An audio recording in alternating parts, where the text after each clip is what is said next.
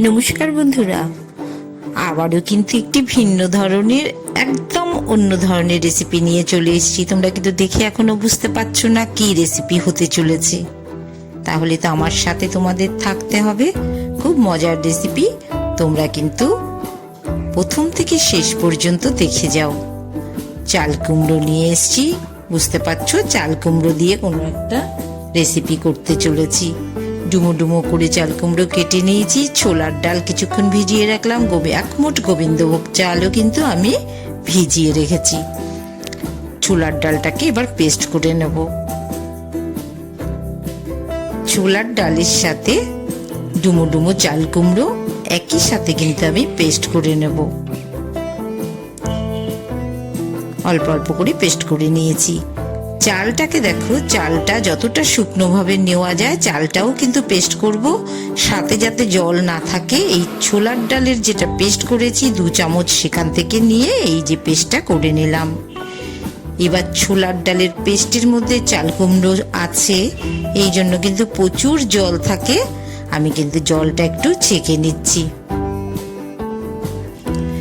এই যে চাল কুমড়ো আর ছোলার ডালের জল দেখেই বুঝতে পারছো, নিচে কিন্তু ছোলার ডালের কিছুটা সেগমেন্ট পড়ে থাকছে।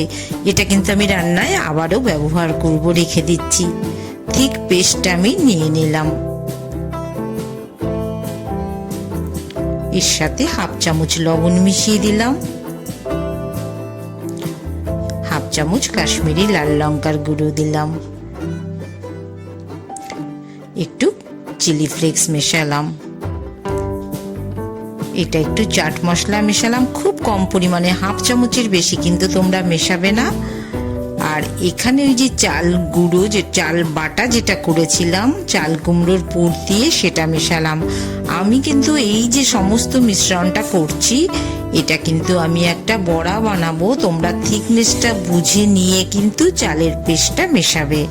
আমার কিন্তু 2 চামচ, বড় চামচের 2 চামচ চালের পেস্ট মেশানোতেই কিন্তু হয়ে গেছে। আর বাইন্ডিং এর জন্য সামান্য একটু বেসন দিয়ে দিলাম। এটা তোমরা পরিমাণ মতন দেবে। শুকনো করে যদি করা যায় সেক্ষেত্রে কিন্তু 1 চামচ বেসন দিলেও বাইন্ডিং হয়ে যাবে। আমি এখানে আমার অনেকটা পরিমাণে আছে, আমি কিন্তু 2 চামচ বেসন মেশালাম।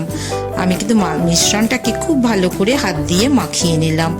একটু কর্নফ্লাওয়ার চারদিকে একটুখানি ছড়িয়ে দিচ্ছি।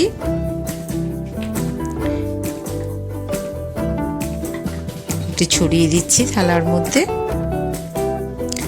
এবার হাত দিয়ে গোল গোল শেপ করে কিন্তু আমি বল বানিয়ে নিচ্ছি। এটা তোমরা যে যেরকম মিশ্রণটা হবে, ইচ্ছে করলে তোমরা চ্যাপ্টা শেপেরও করতে পারো। একটু কর্নফ্লাওয়ার ছড়িয়ে দেওয়া আছে, আর এভাবে করে একটু উপর থেকেও কিন্তু একটু ছড়িয়ে দিলাম, যাতে কোনোভাবেই যাতে নরম না হয়ে যায়। আমার কিন্তু মিশ্রণটা খুব ভালো তৈরি হয়েছে। এবার কিন্তু আমি একটু তেল দিয়ে, সর্ষের তেল, সাথে একটু সাদা তেলও মিশিয়ে দিলাম। আমি কিন্তু এই কোপ্তা কারিগুলো ভেজে নেব। কোপ্তা রেডি করছি, আমি একটু ভেজে কিন্তু রেডি করে নিচ্ছি।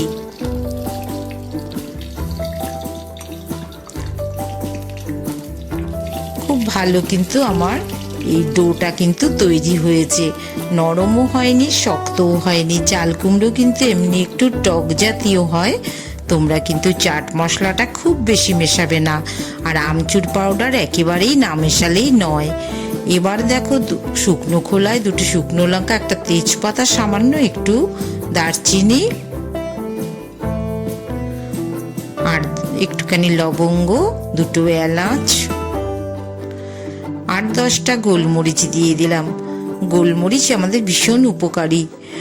আর 1/4 চামচের মতন ধনে গুঁড়ো, গোটা ধনে, আর 1/4 চামচের মতন গোটা জিরে।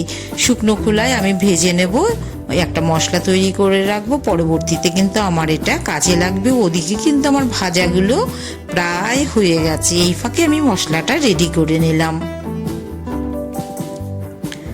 শুকনো খোলায় এই মশলাটা তোমরা ইচ্ছে করলে অনেক নিরামিষ রান্নাতেই কিন্তু ব্যবহার করতে পারবে। এমনকি মুড়ি ঘন্টতেও কিন্তু এই মশলাটা দিলে ভীষণ টেস্টি লাগে। আমার এই শুকনো খোলার মশলাটা এইগুলোকে কিন্তু আমি সামান্য একটু ঠান্ডা করে নিয়ে একটু দেখো এরকম একটু দানা দানা মতন করে কিন্তু আমি মশলাটা তৈরি করে নিয়েছি। এদিকে বড়াগুলো ভাজা আমার অনেকটাই হয়ে এসছে, বাকি বড়াগুলোও কিন্তু আমি এভাবে করে, খুব বেশি তেল দেওয়া নেই তাই একসাথে পুরোটা ভাজিনি, অল্প অল্প করে কিন্তু আমি ভেজে তুলে নিচ্ছি। একদম ভিন্ন স্বাদের রেসিপি, সবাই করে দেখো, খুব ভালো লাগবে এই রেসিপি। ভাত, রুটি, পরোটা সবকিছুর সাথেই ভীষণ ভালো লাগে। 1/2 চামচ লবণ, 1/2 চামচ হলুদ, সামান্য একটু লঙ্কার গুঁড়ো, মানে এটা আমি কিন্তু শুকনো লঙ্কা ইউজ করিনি, কাশ্মীরি লাল লঙ্কার গুঁড়ো, 1 চামচ ধনের গুঁড়ো, 1/2 চামচের মতন জিরে গুঁড়ো নিয়ে নিলাম, কাশ্মীরি লাল লঙ্কার গুঁড়ো, আর আগে যেটা মিশিয়েছিলাম ওটা কিন্তু সামান্য একটু চিলি ফ্লেক্স। এবার একটু জল দিয়ে মিশ্রণটাকে আমি বেশ কিছুক্ষণের জন্য ভিজিয়ে রাখবো। একটা টমেটো, ছোট সাইজের একটা টমেটো নিয়ে নিলাম, 4টে কাঁচা লঙ্কা আর একটু আদা আমি পেস্ট করে নিচ্ছি। আলুগুলো কিন্তু আমি একটু হালকা, আমার একটু আলু বড় বড় সাইজের আছে, গোল আলু, এগুলো একটু নুন হলুদ দিয়ে আমি ভেজে নেবো, তাই জন্য কিন্তু আমি একটু হালকা করে বয়েলড করে নিয়েছি আলুটা। এভাবে যদি বয়েলড করে নেওয়া যায় তাহলে কিন্তু কম তেলে সুন্দর করে কিন্তু রান্না করা যায়। আবারও সামান্য তেল দিলাম 1 চামচের মতন, কড়াইতে সামান্য তেল দিয়ে এর মধ্যে কিন্তু আমি একটু লবঙ্গ, দারচিনি, এলাচ ফোড়নের জন্য দিয়ে দিলাম, সামান্য একটু সাদা জিরেও দিলাম,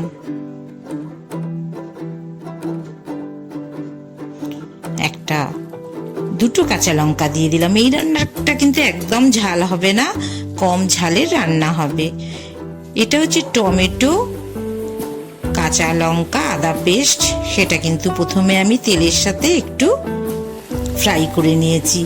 এবার যেটা বাটা মশলাটা, যেগুলো সব মশলাগুলোকে জল দিয়ে ভিজিয়ে রেখেছিলাম, সেই মশলাটা দিলাম। হয়ে আসার পরে কিন্তু আমি ফেটিয়ে রাখা দইটাও মিশিয়ে দিলাম। ভীষণ টেস্টি রেসিপি, দেখেই বুঝতে পারছো দারুণ কিন্তু কালার চলে এসছে। আর এইরকম একটা রেসিপি পেলে কিন্তু অনেক ভালো ভালো রান্না ছেড়ে এটাই কিন্তু খেতে ভালো লাগবে। মশলাগুলো যখন একদম কষে আসবে তখন কিন্তু আমি চাল কুমড়ো আর ছোলার যে জলটা আমি ছেঁকে নিয়েছিলাম সেই জলটা মিশিয়ে দিলাম। খুব ভালো করে কিন্তু ফুটিয়ে নিতে হবে। প্রথমে আমি আলুগুলো দিয়ে দিচ্ছি, মশলার সাথে আবারও একটু কষিয়ে নিচ্ছি।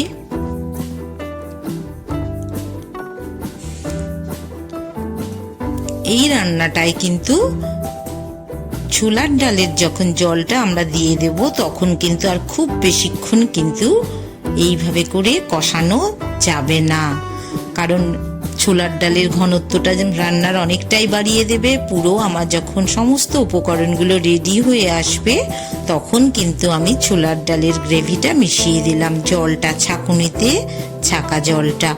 আলুটাও কিন্তু একদম মশলার সাথে সুন্দরভাবে রেডি হয়ে গেছে।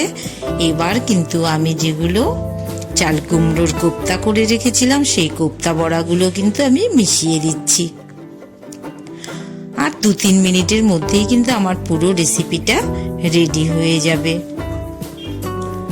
খুব ভালো করে কিন্তু ফুটে গেছে কোপ্তাগুলো ভীষণই সুন্দর নরম হয়েছে, এগুলোর মধ্যে রস ঢুকে গেছে। 1 চামচ মতন আমি চিনি মিশিয়ে দিচ্ছি।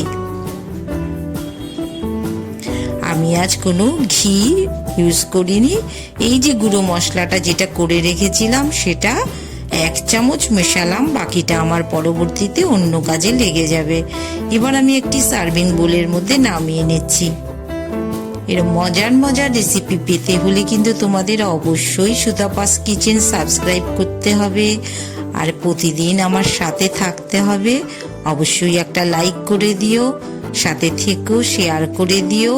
আর সুতাপাস কিচেনের এরকম সুন্দর সুন্দর রান্না দেখতে হলে চ্যানেলটিকে অবশ্যই তোমরা সাবস্ক্রাইব করে দিও। আরও নতুন নতুন রেসিপি আমি রোজই নিয়ে চলে আসবো, তোমরা আমার সাথে থেকেও এনজয় করো। তোমাদের সাথে কিন্তু আমার আবারও দেখা হবে।